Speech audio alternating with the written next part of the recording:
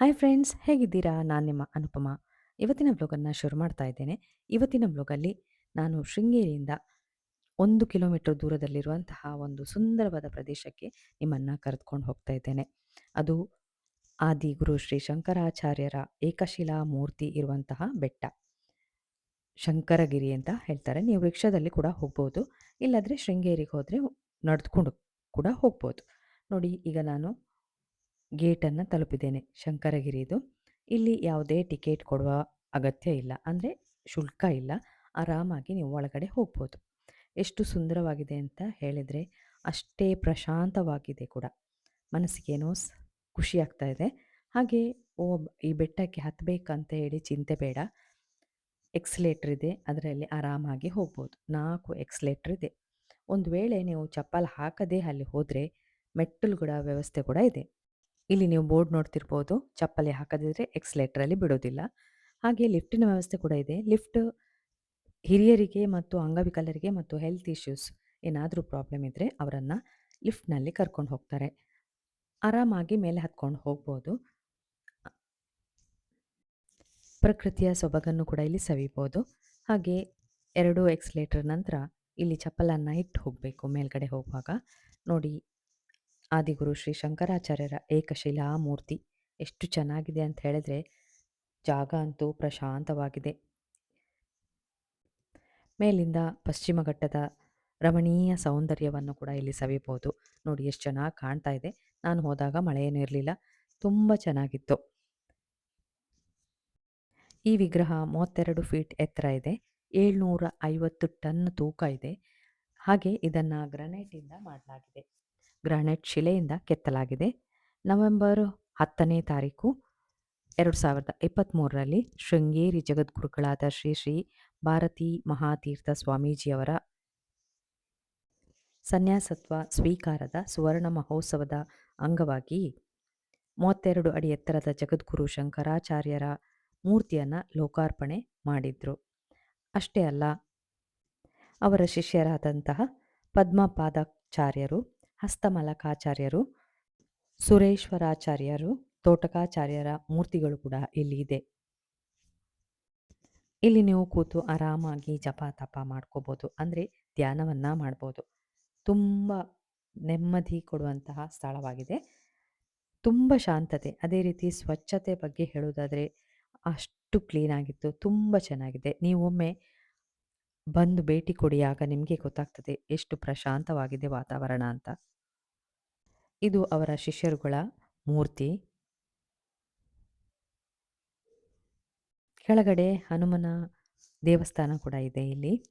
ಹಾಗೆ ಕೆಳಗಡೆ ಫೌಂಟೇನ್ ಇದೆ, ಅಂದರೆ ವಾಟರ್ ಫೌಂಟೇನ್, ನೀರಿನ ನರ್ತನ ಕೂಡ ನಡೀತದೆ.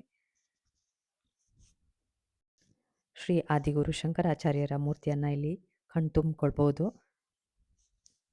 ಹಾಗೆ ಈ ವಿಗ್ರಹದ ಕೆಳಗಡೆ ಹೋದಾಗ ನಿಮಗೆ ಒಂದು ಮ್ಯೂಸಿಯಂ ಸಿಗ್ತದೆ. ಇಲ್ಲಿ ರಾಮಾಯಣ ದರ್ಶನಂನ ಚಿತ್ರ ಪ್ರತಿ ಇದೆ, ಅಂದರೆ ಎಲ್ಲವೂ ಪೇಂಟಿಂಗಲ್ಲಿ ರಾಮಾಯಣ ದರ್ಶನಮನ್ನು ತೋರಿಸಲಾಗಿದೆ. ಹೆಚ್ಚು ಟೈಮ್ ಬೇಡ, ಬೇಗ ಬೇಗ ನೀವು ನೋಡ್ಕೊಂಡು ಹೋಗ್ಬೋದು. ಆದರೆ ಎಲ್ಲವೂ ಪಿಕ್ಚರಲ್ಲಿದೆ, ಪೇಂಟಿಂಗಲ್ಲಿದೆ. ಅದನ್ನು ಓದೋದಾದರೆ ಓದ್ಬೋದು, ಇಲ್ಲಾಂದರೆ ನೋಡಿಕೊಂಡೇ ಹೋಗ್ಬೋದು. ಇದಕ್ಕೂ ಕೂಡ ಏನು ಶುಲ್ಕ ಇಲ್ಲ, ಅಂದರೆ ಟಿಕೆಟ್ ವ್ಯವಸ್ಥೆ ಇಲ್ಲ. ಆರಾಮಾಗಿ ನೀವು ಒಳಗಡೆ ಹೋಗ್ಬೋದು. ಹಾಗೆ ಸ್ವಚ್ಛತೆ ಬಗ್ಗೆ ಹೇಳೋದಾದರೆ ಇನ್ನೊಂದು ಮಾತಿಲ್ಲ, ಅಷ್ಟು ಚೆನ್ನಾಗಿದೆ, ಅಷ್ಟು ಕ್ಲೀನಾಗಿ ಇಟ್ಕೊಂಡಿದ್ದಾರೆ. ಸೆಕ್ಯೂರಿಟಿ ಕೂಡ ತುಂಬ ಚೆನ್ನಾಗಿದೆ. ನೋಡಿ, ಎಲ್ಲವನ್ನು ನೋಡ್ಬೋದು. ಹಾಗೆ ಪೇಂಟಿಂಗ್ ಕಾಂಪಿಟೇಷನ್ ಕೂಡ ಇದ್ದಿರಬೇಕು, ಅದರ ಕೆಲವು ಪೇಂಟಿಂಗ್ಸ್ ಕೂಡ ಇಲ್ಲಿ ಇತ್ತು. ಎಲ್ಲವನ್ನು ನೋಡಿಕೊಂಡು ನಾನು ಕೆಳಗಡೆ ಹೋಗ್ತಾ ಇದ್ದೇನೆ ಈಗ. ನೋಡಿ ಎಷ್ಟು ಚಂದದ ಪೇಂಟಿಂಗ್ಗಳಿವೆ. ಪ್ರತಿ ಪೇಂಟಿಂಗ್ನ ಕೆಳಗಡೆ ಅದರ ಅರ್ಥವನ್ನು ವಿವರಿಸಲಾಗಿದೆ. ನೀವು ಕೂಡ ನೋಡ್ತಾ ಹೋಗಿ. ಹಾಗೆ ನನ್ನ ಚಾನಲನ್ನು ಹೊಸದಾಗಿ ಯಾರು ನೋಡ್ತಿದ್ರೆ ಸಬ್ಸ್ಕ್ರೈಬ್ ಮಾಡಿ ನೋಡಿ. ನೀವು ಕೂಡ ಮೊದಲೇ ಇಲ್ಲಿ ಬಂದಿದ್ದರೆ ನಿಮ್ಮ ಕಮೆಂಟ್ ಏನು, ನಿಮಗೆ ಏನು ಅನಿಸಿತು ಅಂತ ನನಗೆ ಕಮೆಂಟ್ ಬಾಕ್ಸಲ್ಲಿ ಹಾಕಿ. ನೋಡಿ, ಒಂದು ದುಂಡಗಿನ ಆಕಾರದಲ್ಲಿ ಇಡೀ ಚಿತ್ರಣವನ್ನು ಇರಿಸಲಾಗಿದೆ. ತುಂಬ ಚೆನ್ನಾಗಿದೆ, ಆರಾಮಾಗಿ ನೋಡ್ಕೊಂಡು ಹೋಗ್ಬೋದು ಎಲ್ಲವನ್ನು. ಮಕ್ಕಳನ್ನೆಲ್ಲ ಆರಾಮಾಗಿ ಇಲ್ಲಿ ಕರ್ಕೊಂಡು ಹೋಗ್ಬೋದು. ಅವರಿಗೂ ಕೂಡ ಗೊತ್ತಾಗ್ತದೆ ರಾಮಾಯಣ ದರ್ಶನಂ ಏನು, ಏನಾಗಿತ್ತು ಎಲ್ಲವನ್ನ ಚಿತ್ರಕಥೆಯಲ್ಲಿ ಅಷ್ಟು ಚೆನ್ನಾಗಿ ಬಿಂಬಿಸಿದ್ದಾರೆ. ನೋಡಿ ಎಷ್ಟು ಚೆನ್ನಾಗಿದೆ. ನೀವೊಮ್ಮೆ ಭೇಟಿ ಕೊಡಿ. ಅವಕಾಶ ಸಿಕ್ಕರೆ ತಪ್ಪಿಸಬೇಡಿ.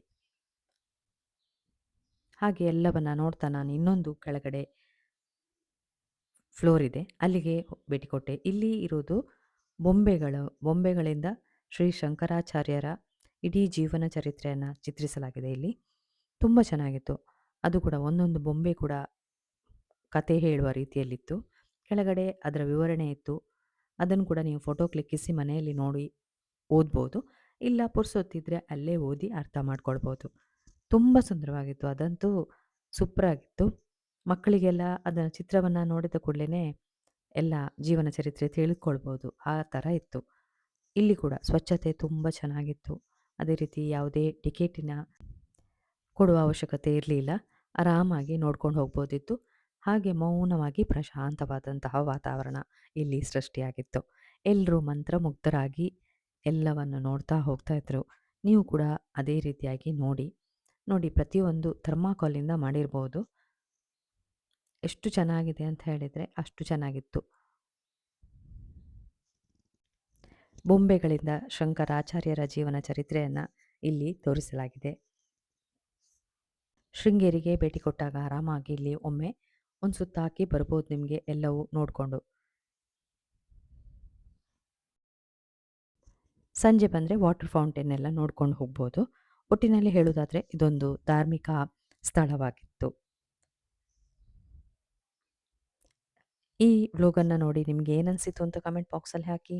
ಇಷ್ಟ ಆದರೆ ಲೈಕ್ ಕೊಡಿ, ಕಮೆಂಟ್ ಹಾಕಿ, ನಿಮ್ಮ ಫ್ರೆಂಡ್ಸ್ಗೂ ರಿಲೇಟಿವ್ಸ್ಗೂ ಎಲ್ರಿಗೂ ಇದನ್ನು ಶೇರ್ ಮಾಡಿ.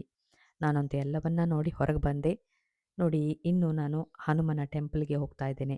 ಹಾಗೆಯೇ ಗಿಡಗಳ ಬಗ್ಗೆ, ಹೂಗಳ ಬಗ್ಗೆ ಹೇಳೋದಾದರೆ ಒಂದು ಬೇರೆ ಮಾತೇ ಇಲ್ಲ. ಅಷ್ಟು ಚೆನ್ನಾಗಿತ್ತು ನೋಡಿ. ಹನುಮನ ಮೂರ್ತಿ ಕೂಡ ಇಲ್ಲಿದೆ. ಇದು ವಾಟರ್ ಫೌಂಟೇನ್ ಆಗುವಂಥ ಸ್ಥಳ. ನಾನು ಮಧ್ಯಾಹ್ನ ಹೋಗಿರೋದ್ರಿಂದ ಅಲ್ಲಿ ಏನೂ ನೀರಿನ ನರ್ತನ ಇರಲಿಲ್ಲ. ಸಂಜೆ ಮೇಲೆ ಇಲ್ಲಿ ನೀರಿನ ನರ್ತನ ಶುರು ಆಗೋದು. ಮೇಲಿಂದ ಕೂಡ ನೋಡ್ಬೋದು ನೀವು. ಕೆಳಗಡೆ ಇಳಿದು ಕೂಡ ಹೋಗಿ ಹತ್ತಿರದಲ್ಲಿ ವಾಟರ್ ಫೌಂಟೇನ್ ನೀರಿನ ನರ್ತನವನ್ನು ನೋಡ್ಕೊಂಬರ್ಬೋದು. ಹಾಗೆ ಇಲ್ಲಿ ಪಾರ್ಕಿಂಗ್ ಕೂಡ ಒಳ್ಳೆ ಪ್ಲೇಸ್ ಇದೆ. ಆರಾಮಾಗಿ ಗಾಡಿಯನ್ನು ಇಟ್ಟು ಒಳಗಡೆ ಹೋಗ್ಬೋದು. ಎಲ್ಲದಕ್ಕೂ ನೀರಿನ ವ್ಯವಸ್ಥೆ ಎಲ್ಲವೂ ಚೆನ್ನಾಗಿದೆ. ನೋಡಿ ಹೂಗಳು ಕೂಡ ನಳನಳಿಸ್ತಾ ಇದೆ. ಈ ವ್ಲಾಗನ್ನು ನೋಡಿದ್ರಲ್ಲ, ನಾನಂತೂ ಎಲ್ಲವನ್ನ ನೋಡಿ ಹೊರಗಡೆ ಬರ್ತಾ ಇದ್ದೇನೆ.